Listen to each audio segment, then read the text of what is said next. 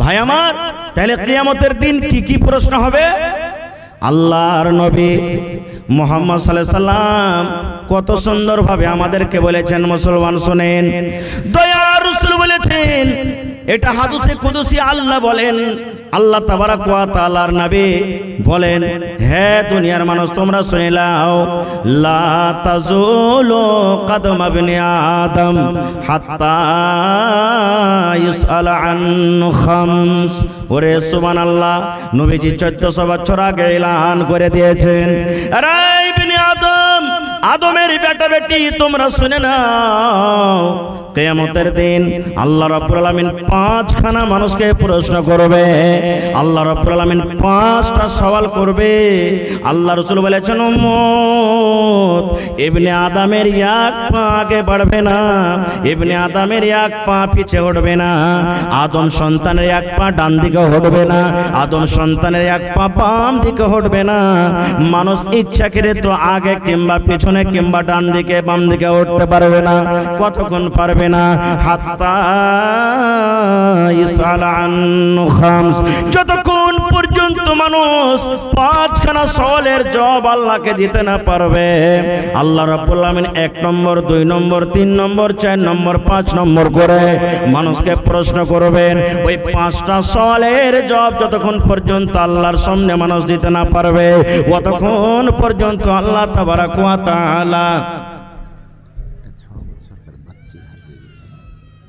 আচ্ছা বাদে এলান করে নিলেন।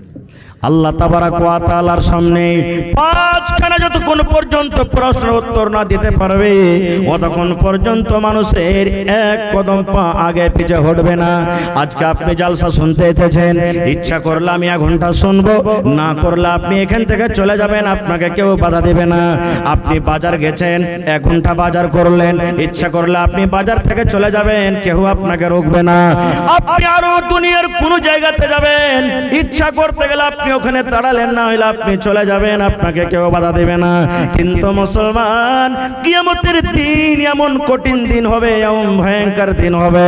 দয়ার নবী বলেছেন, উম্মত রে, যতক্ষণ পর্যন্ত আল্লাহর সামনে 5খানা তুমি সওয়ালের জবাব দিতে না পারবে, ততক্ষণ পর্যন্ত আল্লাহর সামনে থেকে 1 কদম পা তোমার হিলা ডলা করবে না।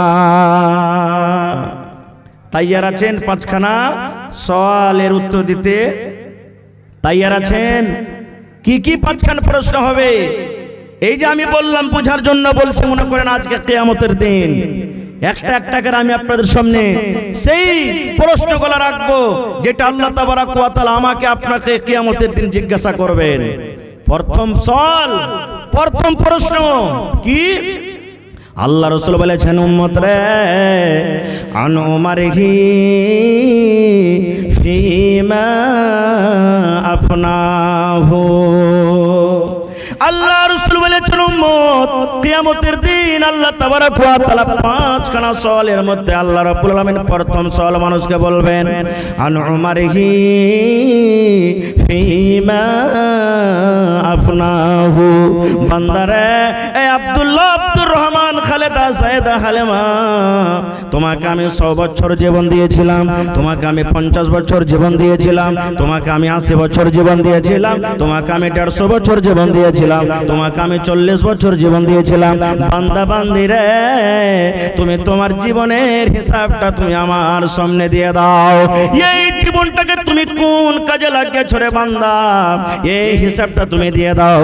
এই আল্লাহ বলবেন, বান্দি রে, তুমি তোমার জীবনটাকে, যে আমি আল্লাহ এত সুন্দর তোমাকে জীবনটা আমি দিয়েছিলাম, এই জীবনটা তুমি কোন জায়গাতে তুমি লাগিয়েছিলে, এই বয়সটাকে তুমি কোন জায়গাতে লাগিয়েছিলে রে বান্দা, তুমি দয়া করে হিসাবটা তুমি দিয়ে দাও। তুমি মদের আড্ডাতে তুমি গিয়ে কাটালছিলে, জুয়ার আড্ডাতে তুমি গিয়ে কাটালছিলে, মসজিদে তুমি গিয়ে কাটালছিলে, মাদ্রাসাতে গিয়ে তুমি কাটালছিলে, আল্লাহর ইবাদতে বান্দাগিতে তুমি যে নিজের জীবনটা কাটালছো, কিন্তু তুমি তোমার মন মতন জীবনটা তুমি কেটেছো। তুমি আল্লাহ রাব্বুল আলামিনের ইবাদত বান্দাগি করে আল্লাহকে সন্তুষ্ট করে তুমি দুনিয়া থেকে এসেছো রে বান্দা, কিংবা আল্লাহকে নারাজ করে তুমি দুনিয়া থেকে এসেছো। বান্দারে, আমি আল্লাহ রাব্বুল আলামিন তোমাকে আজকে জিজ্ঞাসা করি রে বান্দা, তুমি তোমার জীবনের হিসাবটা আমাকে দিয়ে দাও। আচ্ছা ভাই বলেন তো, সত্য করে বলবেন অন্তরে হাত দিয়ে, আমি আমাকেও বলছি, আমরা নিজের জীবনের হিসাবটা আল্লাহর সামনে দিতে পারবো কি? একটু হ্যাঁ না বলেন, পারবো কি? একটু জোরে বলেন, পারবো দিতে কি? পারবো না। খুব আজকে কয় তারিখ হলো ভাই? ফেব্রুয়ারি মাসের 20 তারিখ। গোটা জীবনের হিসাব ধরে রে বন্ধু, আজকে যদি আপনি আমাকে বলেন আর আমি যদি আপনাকে বলি, ও নানা দাদা গোটা জীবনের হিসাব ছেড়ে দেন, 1 তারিখ থেকে নিয়ে আজকে 20 ফেব্রুয়ারি হয়ে গেল, এই 20 তারিখের মধ্যে কতটুকু আপনি নামাজ পড়লেন, কতটুকু রোজা রাখলেন, কতটি আপনি তেলাওয়াত করলেন, কতটি আপনি গান শুনলেন, কত আপনি দিনের কাজ করলেন, কতটি আপনি দিন থেকে দূরের কাজ করলেন, এই 20 দিনের হিসাবটা দিয়ে দাও। আমার মনে হয় কোনো আমার এমন বন্ধু, কোনো এমন মা খালা দাদি দুনিয়াতে নাই যে 20 দিনের হিসাবটা পূর্ণভাবে আমরা দিতে পারবো। পারবো না। একটা ঘটনা বলি আপনাদের সামনে। একটা বয়স্ক মানুষ, 80 বছর 90 বছরকার লোক, শরীর অসুস্থ, হসপিটালে গেছেন। যারা এমার্জেন্সি পেশেন্ট থাকছে তারাকে আইসিইউতে ভর্তি করে, শ্বাস নিতে অসুবিধা, শ্বাস নিতে পারে না, তখন ওকে আইসিইউতে ভর্তি করে, নাকে অক্সিজেন লাগা হয়। এটা জানছেন আপনারা না? করোনার টাইমে অক্সিজেন খুঁজে পাওয়া যাচ্ছিল না খুব। তো যারা আইসিইউতে ভর্তি থাকে ওর বিল বেশি, টাকা বেশি বনে, ওখানে ইমার্জেন্সি পেশেন্টকে রাখা হয়। এক 80 বছরকার বুড়া, ওকে ইমার্জেন্সি পেশেন্ট, শ্বাস নিতে অসুবিধা, শ্বাস নিতে পারে না, আইসিইউতে ভর্তি করে রেখেছে।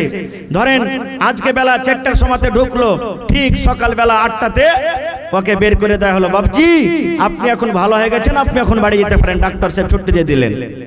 এবার ওই বয়স্ক লোকটা বলছেন, পেশেন্ট, ডাক্তার বাবু আমার বিল কত বললো? এবার ডাক্তার সাহেব বলছেন যে বাবজি এই আইসিইউর একটু, এই হসপিটালের চার্জটা একটু কড়া, তো আপনি 4টাতে ঢুকেছেন, আজকে সকাল 8টাতে বের হলেন, তো মোটামুটি 12,000 টাকা দিলে আপনার হয়ে যাবে। এবারে যেমনই কথাটা শোনা, ওই বুড়া লোকটার চোখ দিয়ে পানি ঝরতে শুরু হয়েছে, কাঁদতে শুরু হয়েছে, কাঁদতে কাঁদতে দাড়ি দিয়ে পানি ঝরতে শুরু হয়েছে। এবার ডাক্তার সাহেব বলছেন, বাবজি আপনি কি টাকা দিতে পারবেন না? গরিব মানুষ বলে আপনি কাঁদছেন, আপনার ফিসটা বেশি হয়ে গেছে নাকি? যান 2000 টাকা মাফ করে দিলাম, 10,000 টাকা আপনি দেন। এরে আমার মুসলমান ভাইরা শুনেন, যখন কথাটা শুনলেন ওই 80 বছর বয়সের বুড়া এইবারে ডাক্তারকে বলছেন, ডাক্তার সাহেব আমার ফিস বেশি হয়নি, আল্লাহ রাব্বুল আমিন আমাকে মাল দিয়েছেন, টাকা দিয়েছেন, আমার কাছে মাল আছে, টাকা আছে, আমি আপনার ফিস আদায় করতে পারবো। এইবারে ডাক্তার বলছেন, তবে কেন কাঁদছেন, আপনার চোখে কেন পানি ঝরে? এইবারে ওই বয়স্ক মানুষটা বলছেন, ডাক্তার সাহেব এই জন্য আমি কান্দি, এই জন্য আমার চোখ দিয়ে পানি ঝরে, আজকে সামান্য একটা অক্সিজেন নিতে আমার অসুবিধা হচ্ছিল, শ্বাসটা নেওয়ার জন্য আমি আপনার হসপিটালে এসেছি, অক্সিজেন আমার লাখে লাখে রাখলেন, এই 8 ঘন্টা 10 ঘন্টা 12 ঘন্টা আপনার হসপিটালে আমি থাকলাম, সামান্য এই শ্বাসের মেশিনটা আমার নাকে আপনি লাগিয়ে রাখলেন, মুখে লাগিয়ে রাখলেন, তার যদি 12,000 টাকা হয়, এই 12 ঘন্টা 14 ঘন্টাতে যদি আমাকে শুধু শ্বাসের হিসাবটা দিতে 12,000 টাকা আদায় করতে হয়। ডাক্তার সাহেব যেদিন থেকে আমি দুনিয়াতে জন্ম নিয়েছি, যেদিন থেকে আমি দুনিয়াতে এসেছি, সেদিন থেকে নিয়ে আজকে আমার বয়স 80 বছর হয়ে গেল। আরে দুনিয়াতে আমি 80 বছর সময় কাটিয়ে দিলাম, কোনদিন আল্লাহ রাব্বুল আমিন আমার কাছে 1 টাকা চাইনি।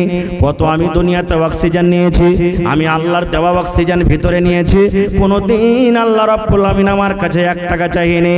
ডাক্তার বাবু হাতের হিসাব থাক, পায়ের হিসাব থাক, চোখের হিসাব থাক, গোটা বডির হিসাব থাক, আল্লাহ রাব্বুল আলামিন যদি কিয়ামতের দিন আমাকে একটাই প্রশ্ন করে, বান্দারে আমি তোমাকে 80 বছর বয়স দিয়েছিলাম রে বান্দা, এই 80 বছর বয়সে তুমি আমার অক্সিজেন নিয়েছো, এই 80 বছর বয়সে তোমাকে দুনিয়াতে আমি অক্সিজেন দিয়েছিলাম, শুধু এই 80 বছর বয়সের তুমি অক্সিজেনের হিসাবটা দিয়ে দাও। ডাক্তার বাবু যদি আমাকে এক রাতে 12,000 টাকা আদায় করতে করতে হয়, তাহলে 80 বছর বয়সে আল্লাহ রাব্বুল আলামিনের সামনে কত টাকা আমাকে আদায় করতে হবে।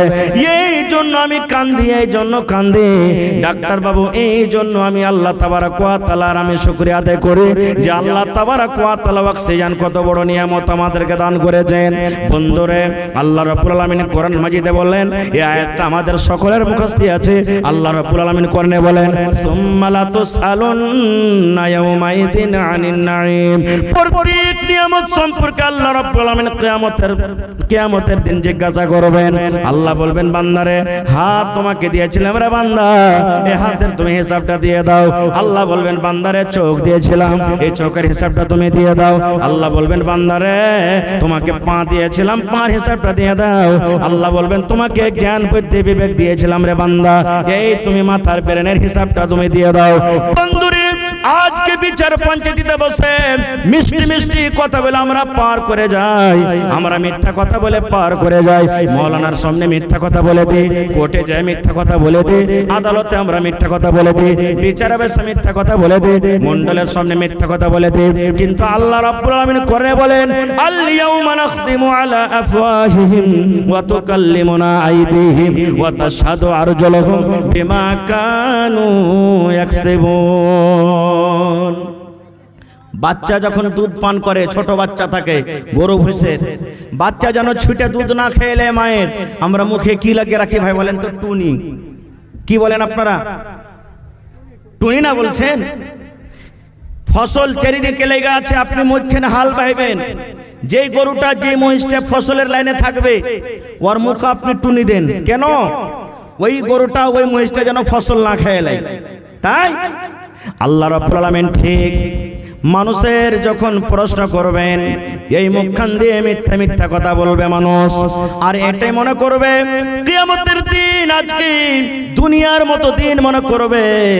আদালতে যেমন মিথ্যা কথা বলে পার হয়ে গেছে, বিচারে বসে যেমন মিথ্যা কথা বলে পার হয়ে গেছে, আল্লাহর সামনে এখন মিথ্যা কথা বলে পার হয়ে যাব।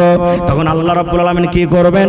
আল ইয়াউমা নাখতিমু আলা আফওয়াহিহিম, আল্লাহ রাব্বুল আলামিন তার মুখে টুনি লাগিয়ে দিবেন, আল্লাহ তার মুখে মোহর লাগিয়ে দিবেন। এবার বলবেন, মাওলানা মুখে যদি টুনি লেগে যায়, মুখে যদি মোহর লেগে যায়, তাহলে কথা কেমন করে বলবে? আল্লাহ বলেন, বান্দারে তোমার কথা বলবে হাতে, হাতে কথা বলবে, হাত কথা বলবে, হাতে কথা বলবে। কেমন করে কথা বলবে? আল্লাহ রাব্বুল আলামিন আজকে হাতে কথা বলার তৌফিক দেননি, হাত কথা বলতে পারে না। আজকে যেমন মুখকে আল্লাহ রাব্বুল আলামিন তৌফিক দিয়েছেন মুখ কথা বলে, এই মতো কিয়ামতের দিন আল্লাহ মুখে মোহর লাগিয়ে দেবেন। আল্লাহ হাতকে বলবেন, হাত রে বল দুনিয়াতে তুই কি করেছিলি? হাত ফটফট ফটফট করে দুনিয়াতে যা করেছে সব বলে দিবে। আর মুখ কি বলবে জানেন? মুখে তো মোহর লাগা আছে।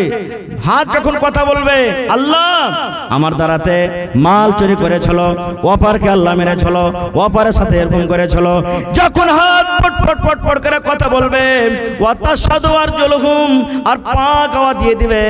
আল্লাহ হাত যা বলছে ঠিক বলছে, আল্লাহ হাত যা বলছে ঠিক বলছে, যখন গাওয়া দিয়ে দিবে, বিমা কানু ইয়াকসিবুন, দুনিয়াতে আমরা যা কিছু করব।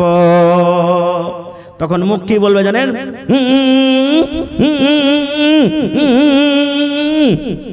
মানে মুখ এটা কথা বলতে চাইছে, রে হাত তুই তো আমারই, তুই কেন আমার বিপক্ষে কথা বলছিস, আমার বিরুদ্ধে কথা বলছিস? এরে পা তুই কেন গাওয়া দিচ্ছিস, সাক্ষ্য দিচ্ছিস তুই যে আমারই?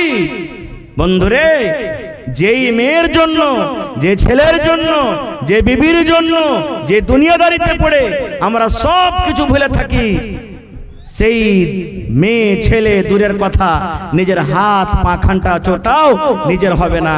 তাহলে বন্ধুগণ, কিয়ামতের দিন প্রথম সওয়াল আল্লাহ তাবারক ওয়া তাআলা করবেন, বান্দা তুমি তোমার জীবনের হিসাবটা দিয়ে দাও।